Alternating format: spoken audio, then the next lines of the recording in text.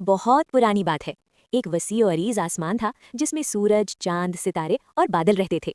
सब अपनी अपनी जगह बहुत अहम थे। जमीन पर एक खूबसूरत सा गांव था। वहां खेत लहलहाते थे, दरख्तों पर फल लगते थे और एक साफ ठंडी नदी बहती थी। गांव के लोग सादा और मेहनती थे। हर सुबह सूरज आसमान पर निकलता और पूरी जमीन को रोशनी देता। फूल खिलते, परिंदे जागते और बच्चे स्कूल जाते। लेकिन आहिस्ता आहिस्ता सूरज के दिल में गुरूर आ गया। वो सोचने लगा, मैं सबसे ताकतवर हूँ, मेरे बगैर दुनिया अंधेरी है।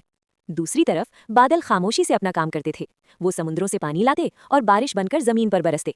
एक दिन सूरज बहुत तेज हो गया, गर्मी बढ़ने लगी, खेत सूख गए, नदी खुश्क होने लगी और गांव के लोग परेशान हो गए। इसी गांव में एक नन्ही बच्ची आयशा रहती थी। उसने हाथ उठाकर दुआ की, या अल्लाह, बारिश दे दे, हम सब प्यासे हैं। बादलों ने ये दुआ सुन ली। वो आसमान पर जमा हो गए और रहमत की बारिश जमीन पर बरसने लगी। खेत सब्ज हो गए, नदी फिर से बहने लगी और बच्चे खुशी से खेलने लगे।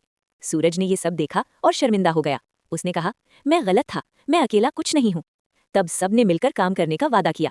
ये कहानी हमें सिखाती है कि गुरूर अच्छा नहीं होता, नेकी हमेशा कामयाब होती है और मिलजुल कर रहने से दुनिया खूबसूरत बन जाती है।